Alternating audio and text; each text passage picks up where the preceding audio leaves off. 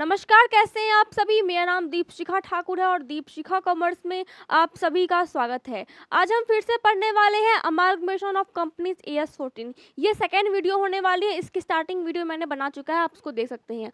पहला मैंने क्या पढ़ा है इसमें कि अमालगमेशन होता क्या है।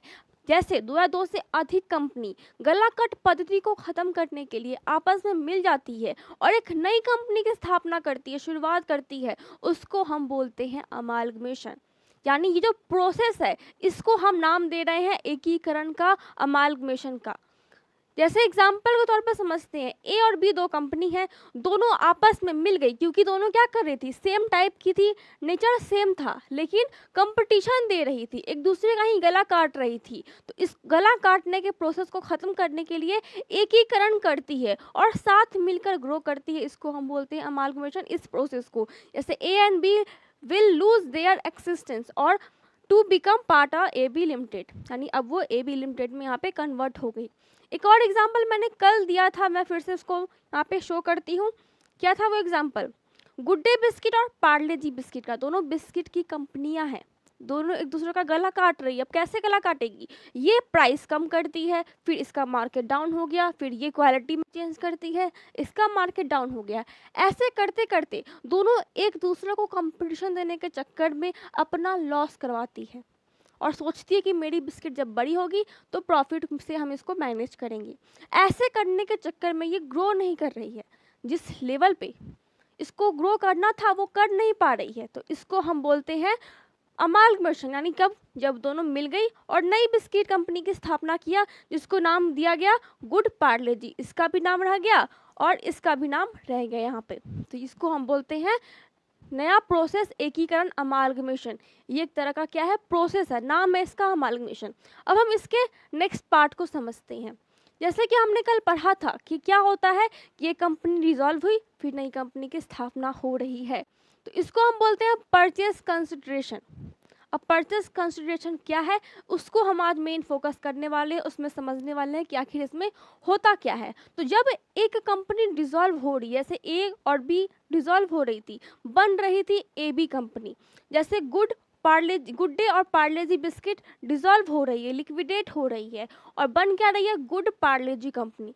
तो ये जो नई कंपनी बन रही है और जो पुरानी कंपनी डिसॉल्व हो रही है, पर पेपर लोग सेम है, पर पेपर वर्क वाइज इसको तो कुछ ना कुछ चाहिए होगा, इसके शेयर होल्डर को कुछ तो चाहिए होगा ना। तो इसके लिए क्या होता है, हम इसको बोलते हैं ट्रांसफरर कंपनी। जो पुरानी कंपनी होगी, ओल्ड कंपनी होगी, उसको हम बोलते हैं वेंडर और सेलर। कब? 1995 से पहले बोलते थे, अब इसका नाम बदल के क्या हो गया, यहाँ पे हो गया ट्रांसफरर। ट्रांसफरर, यहाँ आप ओ से समझ सकते हैं कि ये ओल्ड है और यहाँ ई से समझ सकते हैं कि ये न्यू कंपनी है।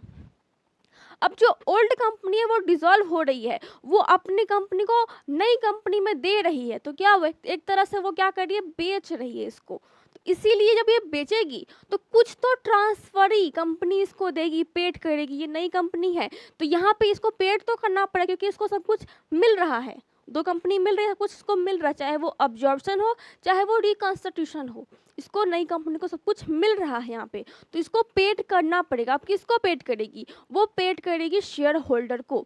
यहाँ पे कंपनी में, पुरानी कंपनी में कौन यहाँ पे क्या काम कर रहा था, कौन यहाँ पे वर्कर थे, उससे इसको मतलब नहीं है। इसको मतलब किससे है? कंपनी के फाउंडर से, कंपनी के ओनर से। और कंपनी का ओनर कौन होता है? शेयर होल्डर होते हैं, चाहे वो प्रेफरेंशियल हो चाहे वो इक्विटी हो। तो उन शेयर होल्डर को, उस कंपनी के मालिक को कुछ तो देना पड़ेगा कि आखिर वो फ्री में दे दे सब कुछ, नहीं ना। तो अब यहाँ पे जब वो देंगे कुछ भी, तो क्या देंगे? शेयर्स दे सकते हैं और कैश दे सकते हैं। लेकिन नॉर्मली प्रैक्टिकली अगर देखा जाए तो जो पुराने कंपनी के शेयर होल्डर होते हैं वो नॉर्मली शेयर्स ही लेते हैं, शेयर्स की ही डिमांड करते हैं, क्योंकि उनको पता होता है दो कंपनी चल रही है, मिलेगी अगर तो मार्केट और अच्छा ही होगा और बेहतर होगा, इसीलिए वो शेयर्स की ही डिमांड करती है। लेकिन क्वेश्चन में कभी कभी हमें कैश भी मिलता है, किसी बाई चांस किसी को मन किया कैश लेने का तो ले लेता है, लेकिन नॉर्मली हम शेयर्स ही देते हैं प्रैक्टिकली अगर देखा जाए तो। तो यहाँ पे जब हम उसको पेड करते हैं कुछ, तो उसको हम बोलते हैं परचेज कंसिडरेशन। यानी यहाँ पे परचेज कंसिडरेशन मतलब कि क्रय प्रतिफल, कि अगर ये क्रय कर रहा है तो उसको कुछ तो प्रतिफल देना पड़ेगा, कुछ तो फल देना पड़ेगा पुरानी कंपनी को। तो इसको हम नाम देते हैं क्रय प्रतिफल, परचेज कंसिडरेशन। अब इस परचेस कंसिडरेशन के भी यहाँ पे दो पार्ट हैं। पहला पार्ट क्या है, net payment method, net assets method, यानी यहाँ पे मैंने कल आपको छोड़ा था, ये क्या है, बिजनेस परचेजर या फिर परचेजर कंपनी, न्यू कंपनी, ये आप समझ गए हैं। तो हम यहाँ पे सबसे पहले इस पे फोकस करते हैं, परचेस कंसिडरेशन आखिर है क्या, इसमें हमें करना क्या है। इसके दो पार्ट होते हैं, नेट पेमेंट मेथड या फिर यहाँ पे नेट एसेट्स मेथड। इसको हम टोटल पेमेंट मेथड भी बोल सकते हैं। अब क्यों बोलेंगे वो समझेंगे अब। जैसे कि एक पुरानी कंपनी है, वो अब लिक्विडेट हो रही, तो उसका बैलेंस शीट होगा, उसका पार्टनर्स कैपिटल अकाउंट होगा, बैंक अकाउंट होगा, सारे अकाउंट तो होंगे ना। तो इसके लिए हम क्या करते हैं कि यहाँ पे जब जो भी शेयर होल्डर को मिलेगा, क्रय प्रतिफल के अंदर आ रहा है ये, यानी उसको कुछ मिल रहा है, कुछ प्रतिफल उसको मिल रहा है, और जो यहाँ पे न्यू कंपनी है वो कुछ प्रतिफल दे रही है।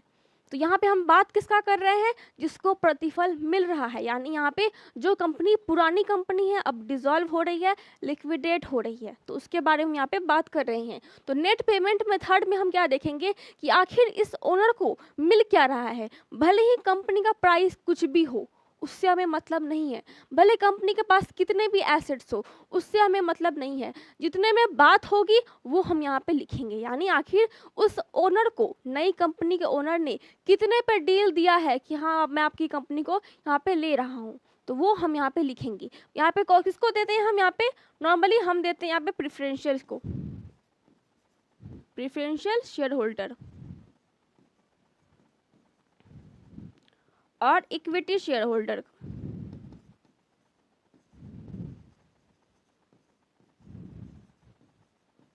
तो हम इनको क्या दे रहे हैं, इससे हमें मतलब है, और नई कंपनी ने इनसे कितने पे बात की है, हमें बस इससे मतलब है। अगर उसका फेस प्राइस कुछ भी हो कंपनी का, हमें उससे मतलब नहीं है, तो हमें ये देखना है। तो अब नेट पेमेंट मेथड में होता क्या, करना क्या है, इसको हम अभी रुक जाते हैं, इस पर स्टॉप करते हैं और नेक्स्ट पेज देखते हैं कि आखिर इसमें क्या क्या उसका फॉर्मूला है, कुछ उसको समझते हैं। तो परचेस कंसिडरेशन के अंदर नेट पेमेंट मेथड है, इसमें क्या होता है कि मान लेते हैं एक बैलेंस शीट है, यहाँ पे पुरानी कंपनी की कुछ बैलेंस शीट है, हमें पेड किसको करना है, इक्विटी को और प्रेफरेंशियल शेयर होल्डर को हमें पेड करना है, क्योंकि वही कंपनी के रियल मायने में मालिक है, रियल मायने में क्या, वही मालिक ही होते हैं। तो यहाँ पे क्या करेंगे, हम उसको देंगे, क्या देंगे, हम उनको देंगे यहाँ पे कैश, शेयर्स या फिर डिवेंचर्स, ऐसे हम दे सकते हैं उसको, या फिर लोन दे देंगे उनको कि हाँ आपने मुझे लोन दिया है, लोन पे आपका मैं दिखा देता हूँ। ये हमारा देने का अपना तरीका है कि नई कंपनी के पास है या नहीं।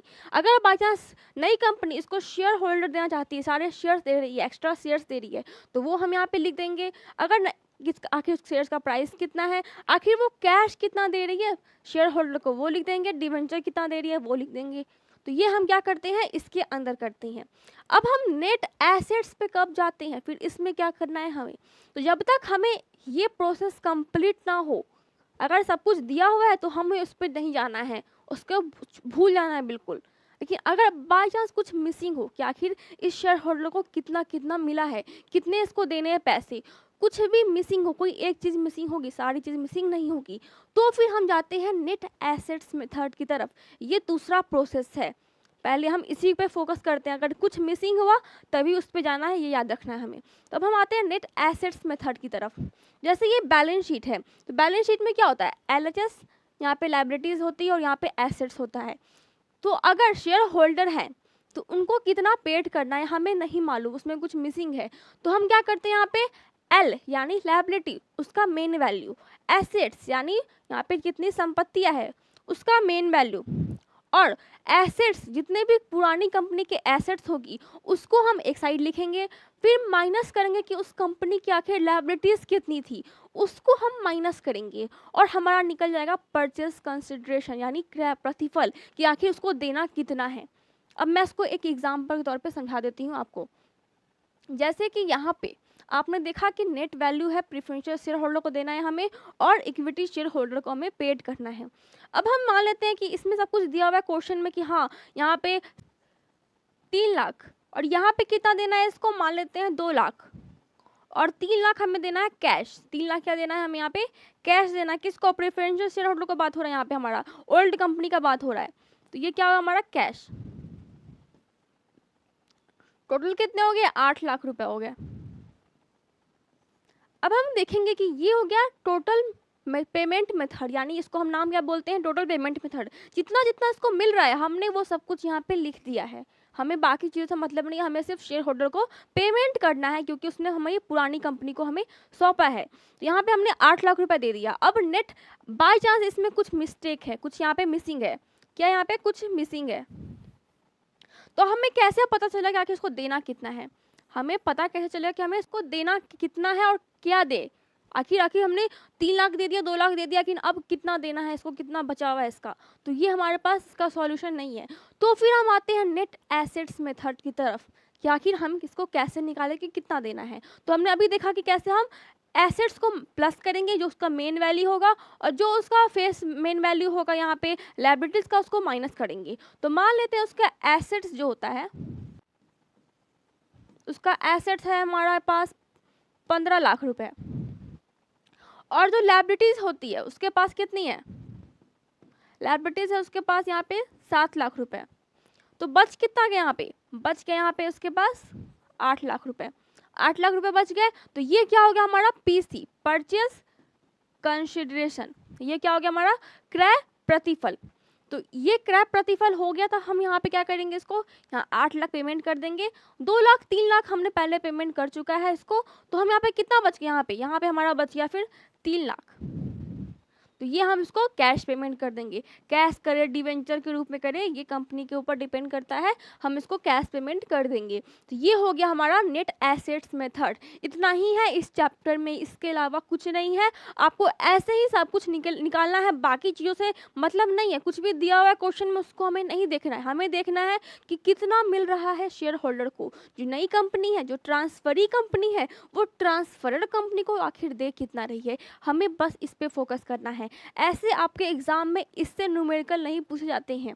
हम लोग रिकमेंड करते हैं कि न्यूमेरिकल बनाइए, न्यूमेरिकल पे फोकस कीजिए, लेकिन नॉर्मली इस चैप्टर से आपको थ्योरी ही आएंगी। अगर आप ऐसे क्वेश्चन पार्ट वाइज, अगर आप ऐसे पार्ट वाइज इसको बना करके लिख देते हैं तो आपको काफ़ी नंबर मिल सकते हैं इसमें, न्यूमेरिकल में भी।